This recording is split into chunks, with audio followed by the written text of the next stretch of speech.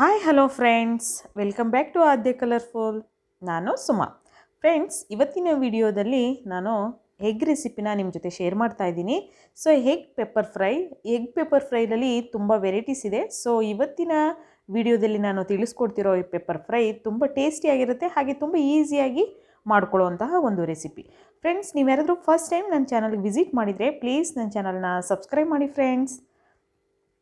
ಹಾಗೆ bell ಐಕನ್ನು click ಮಾಡಿ, ಅದರಲ್ಲಿ ಆಲ್ ಅನ್ನೋ ಬಟನ್ನು ಕ್ಲಿಕ್ ಮಾಡಿ ಫ್ರೆಂಡ್ಸ್, ಹಾಗೂ ಲೈಕ್ ಮಾಡಿ.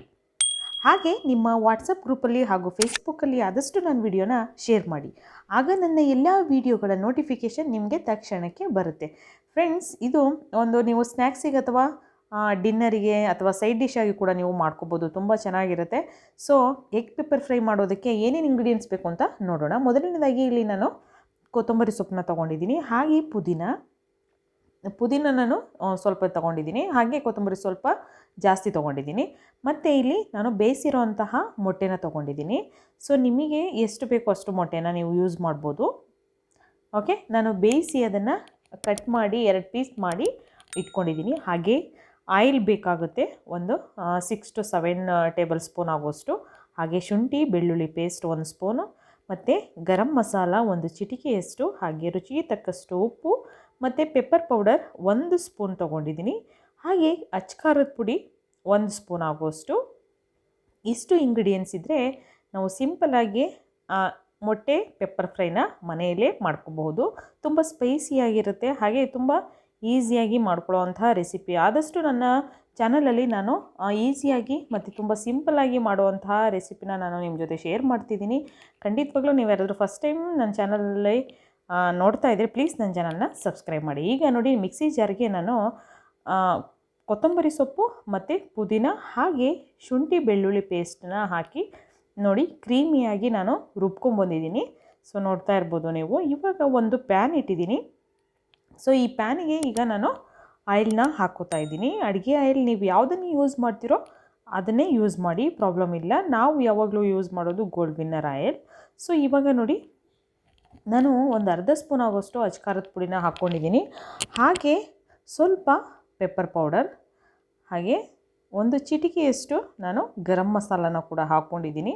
ಸ್ವಲ್ಪ ಎಣ್ಣೆಯಲ್ಲಿ ಫ್ರೈ ಆದ ನಂತರ ನಾನು ಇವಾಗ ರುಬ್ಬಿರೋಂತಹ ಮಿಶ್ರಣ ಇದೆಯಲ್ಲ, ಕೊತ್ತಂಬರಿ ಸೊಪ್ಪು, ಪುದೀನ ಹಾಗೆ ಶುಂಠಿ ಬೆಳ್ಳುಳ್ಳಿ ಪೇಸ್ಟು, ಇಷ್ಟನ್ನು ಕೂಡ ರುಬ್ಬಿದ್ದೀನಿ. ಸೊ ಆ ಪೇಸ್ಟನ್ನು ಕೂಡ ಇವಾಗ ನಾನು ಆ್ಯಡ್ ಮಾಡ್ಕೊಂಡಿದ್ದೀನಿ. ನೋಡಿ, ಇವಾಗ ಇದನ್ನು ನೀಟಾಗಿ ಮಿಕ್ಸ್ ಮಾಡ್ಕೊಳ್ಳೋಣ. ಸೊ ಈ ಥರ ಬಬಲ್ಸ್ ಬರ್ತಾ ಇರಬೇಕು, ಆಗ ಮಸಾಲೆ ಎಲ್ಲ ಚೆನ್ನಾಗಿ ಬೆಂದಿದೆ ಅಂತ ಅರ್ಥ. ಅದಾದ ನಂತರ ನೋಡಿ, ಇವಾಗ ಬೇಯಿಸಿರೋಂತಹ ಮೊಟ್ಟೆನ ನಾನು ಹಾಕೋತಾ ಇದ್ದೀನಿ.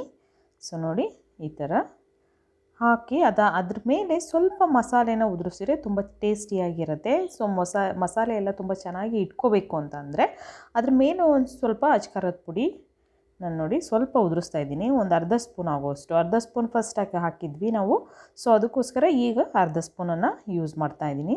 ಅದಾದ ನಂತರ ಸ್ವಲ್ಪ ಪೆಪ್ಪರ್ ಪೌಡರ್ನ ಹಾಕೋತಾ ಇದ್ದೀನಿ. ಆಮೇಲೆ ಸ್ವಲ್ಪ ಗರಂ ಮಸಾಲ, ಹಾಗೆ ಸ್ವಲ್ಪ ಉಪ್ಪನ್ನು ಕೂಡ ನಾವು ಹಾಕ್ಕೊಳ್ಳೋಣ ನೋಡಿ. ಸೊ ಇದಾದ ನಂತರ ಈಗ ಮಿಕ್ಸ್ ಮಾಡ್ಕೋಬೇಕು ನೀಟಾಗಿ, ಒಂದು ಒಳ್ಳೆ ಮಿಕ್ಸ್ ಕೊಡೋಣ.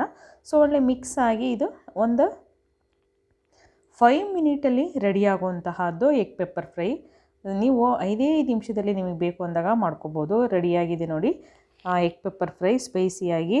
ನೀವು ಕೂಡ ಟ್ರೈ ಮಾಡಿ, ಹೇಗಾಯಿತು ಅಂತ ಕಾಮೆಂಟ್ ಸೆಕ್ಷನಲ್ಲಿ ನನಗೆ ತಿಳಿಸಿ ಫ್ರೆಂಡ್ಸ್. ನೀವು ಯಾರಾದರೂ ಫಸ್ಟ್ ಟೈಮ್ ನನ್ನ ಚಾನಲ್ಗೆ ವಿಸಿಟ್ ಮಾಡಿದರೆ ಪ್ಲೀಸ್ ನನ್ನ ಚಾನಲ್ನ ಸಬ್ಸ್ಕ್ರೈಬ್ ಮಾಡಿ ಫ್ರೆಂಡ್ಸ್. ಓಕೆ, ನಾನು ಇವತ್ತಿನ ವಿಡಿಯೋನ ಇಲ್ಲಿಗೆ ಮುಗಿಸ್ತಾ ಇದ್ದೀನಿ. ಬಾಯ್, ಸಿ ಯು.